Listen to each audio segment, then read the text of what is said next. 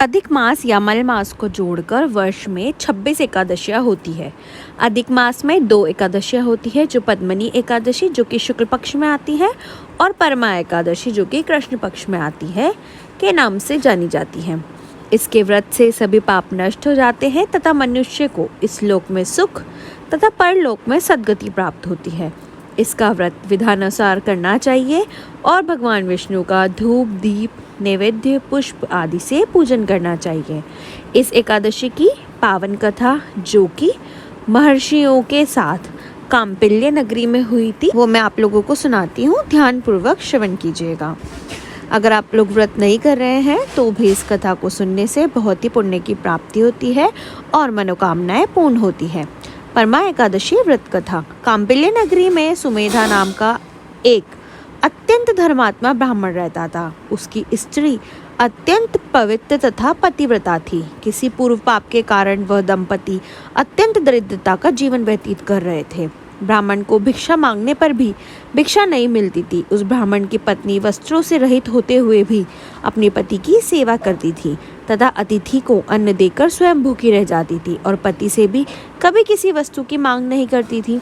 दोनों पति पत्नी घोर निर्धनता में का जीवन व्यतीत कर रहे थे। एक दिन ब्राह्मण अपनी स्त्री से बोला, हे प्रिय, जब मैं धनवानों से धन की याचना करता हूँ तो वह मुझे मना कर देते हैं।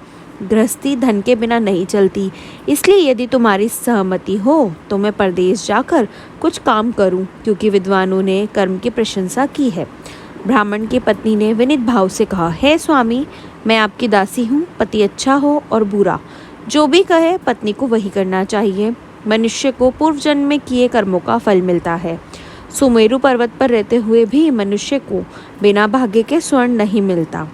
पूर्व जन्म में जो मनुष्य विद्या और भूमि दान करते हैं उन्हें अगले जन्म में विद्या और भूमि की प्राप्ति होती है। ईश्वर ने भाग्य में जो कुछ लिखा है उसे टाला नहीं जा सकता।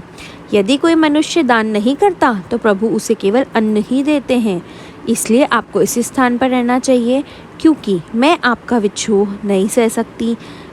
पति बिना स्त्री की माता पिता भाई ससुर तथा संबंधी आदि सभी निंदा करते हैं।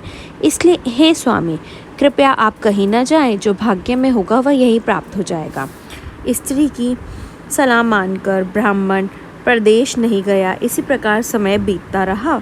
एक बार कौंडिन्य ऋषि वहाँ आए। ऋषि को देखकर ब्राह्मण सुमेधा और उसकी स्त्री ने उन्हें प्रणाम किया और बोले, आज हम धन्य हुए, आपके दर्शन से आज हमारा जीवन सफल हुआ। ऋषि को उन्होंने आसन तथा भोजन दिया। भोजन देने के बाद पतिव्रता ब्राह्मणी ने कहा, हे ऋषिवर, कृपया कर आप मुझे दरिद्रता का नाश करने की विधि बतलाइए। मैंने अपने पति को परदेश में जाकर धन कमाने से रोका है। मेरे भाग्य से आप आ गए हैं।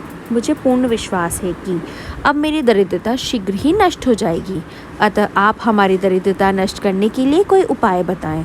ब्राह्मणी की बात सुन ऋषि बोले, हे ब्राह्मणी, मल मास की कृष्ण पक्ष की परमा एकादशी के व्रत से सभी पाप दुख और दरिद्रता आदि नष्ट हो जाते हैं। जो मनुष्य इस व्रत को करता है वह धनवान हो जाता है।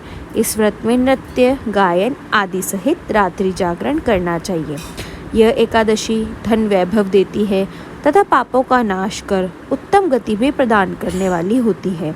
धनाधिपति कुबेर ने भी इस एकादशी व्रत का पालन किया था, जिससे प्रसन्न होकर भगवान भोलेनाथ ने उन्हें धनाध्यक्ष का पद प्रदान किया। इसी व्रत के प्रभाव से सत्यवादी राजा हरिश्चंद्र को पुत्र, स्त्री और राज्य की प्राप्ति हुई थी।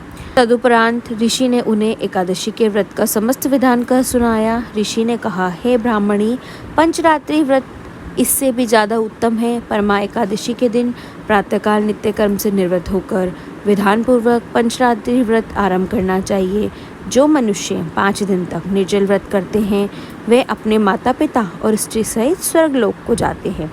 जो मनुष्य 5 दिन तक संध्या को भोजन करते हैं वे स्वर्ग को जाते हैं। जो मनुष्य स्नान करके 5 दिन तक ब्राह्मणों को भोजन कराते हैं वे समस्त संसार को भोजन कराने का फल पाते हैं। जो मनुष्य इस व्रत में अश्वदान करते हैं उन्हें तीनों लोकों का दान करने का फल मिलता है।